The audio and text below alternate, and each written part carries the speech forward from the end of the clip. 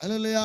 కానీ దేవుని సన్నిధికి రావడానికి మాత్రం నీకు ప్రాణం ఇచ్చిన దేవుడు, నీకు జీవం ఇచ్చిన దేవుడు, నిన్ను బలపరిచిన దేవుడు, నిన్ను స్వస్థపరిచిన దేవుడు, నిన్ను మహిమపరుస్తున్న దేవుని ఆరాధించడానికి మాత్రం మనకేముండదు చెప్పాలి, సమయానికి రాల. సో దయచేసి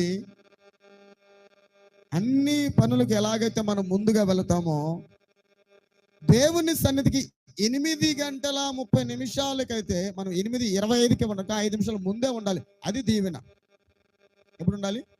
ఒక 5 నిమిషాలు ముందే ఉండాలి. కానీ పోదాంలో ఇప్పుడే పాస్టర్ గారు ప్రార్థన చేస్తున్నాడు, ఇప్పుడే ప్రార్థన ఉంటుంది, ఇప్పుడే పాటలే ఉంటలే, వెళ్దాం ఆరాధనకి వెళ్దాం, ఇప్పుడు వాక్యాలకు వెళ్దాంలే.